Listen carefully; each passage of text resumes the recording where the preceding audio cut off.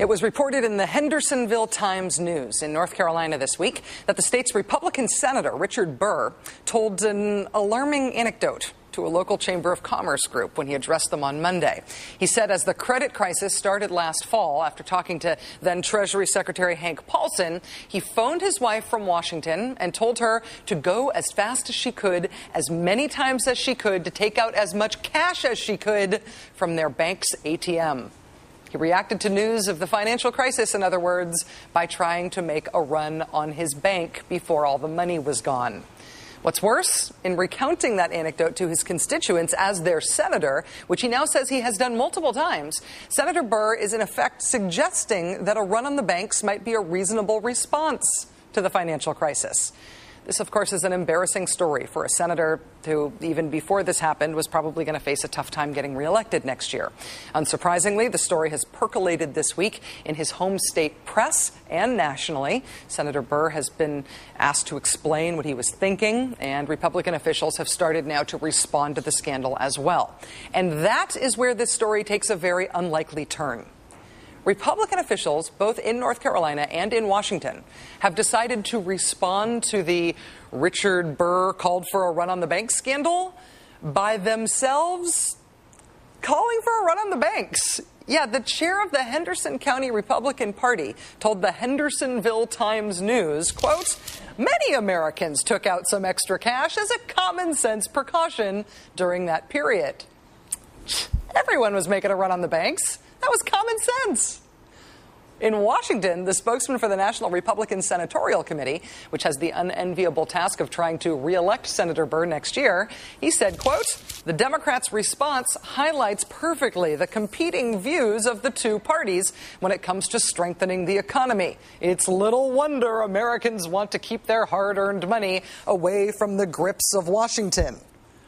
Taking your money out of the banks at the first sign of an economic crisis is somehow a noble Republican way to show those bozos in D.C.?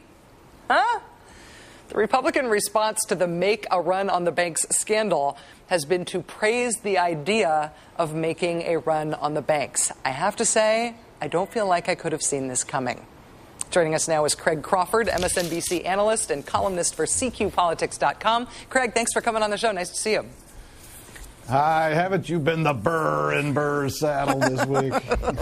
Well, I didn't mean to be. I just meant to report on him, and he got so mad. Well, I want to... I think his response made more trouble for him than anything else. Sometimes that happens when your response doesn't make sense and isn't based in fact. Tell me about this guy, though. He's got an approval rating of 35%. He has to look pretty vulnerable in 2010, right?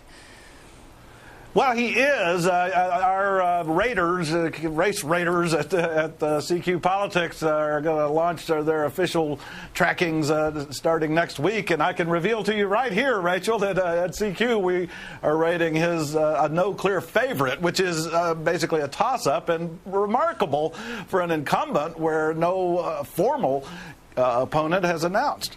Wow. He's running as there's no clear winner when it's him versus nobody? Yeah, as you note, his approval ratings are down. He's losing against himself. Wow. There is the Attorney General of North Carolina, a Democrat, already is ahead of him in the polls.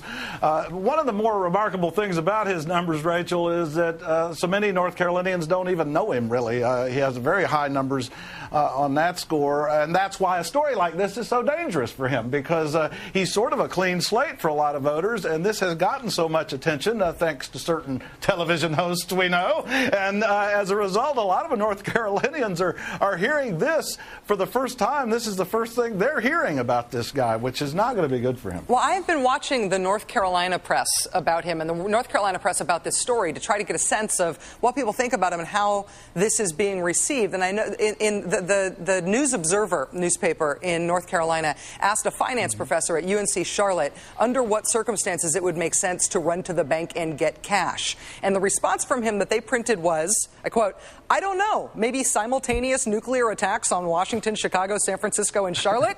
Can I think of anything short of that? No." I mean, this would imply that this is not going over well for him in his own hometown press. Not at all. You know, I have tried to figure out what he meant, why he was using this story. And as you noted, this wasn't a one-time thing. He'd been using it a lot. I think here's what's going on, Rachel. As with many Republicans who voted for Bush's bailout plan for the banks back last fall, they are now in big trouble with conservative voters. So they're trying to explain that vote, explain it away. This was his rather weak attempt at trying to show his frame of mind at the time as to why he voted for that bank bailout, that he was panicking about the economy. So I guess that you would call that an insanity defense. I don't know, what, or at least a crime of passion that he's trying to argue to these conservative voters who are now so mad about that bailout. Well, it seems like it could get worse, too. I mean, the way that this particular scandal could get worse is if there's evidence that he acted one way privately to protect his own family, the way he described in this anecdote, but he told his constituents to do something different about that. Now, is there any evidence of that thus far?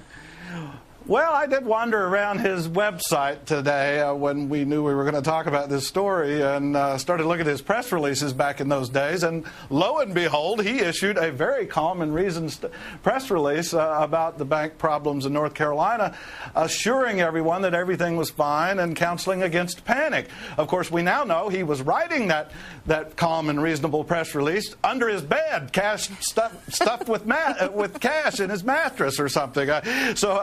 He did have a very different public statement than what he was saying on the phone to his wife. Oh, well, we will get our hands on that press release and do what we can to let folks know. Now, don't let him challenge you to a duel, because he claims to be a distant relative of Aaron Burr. Oh, yeah, that's bad history.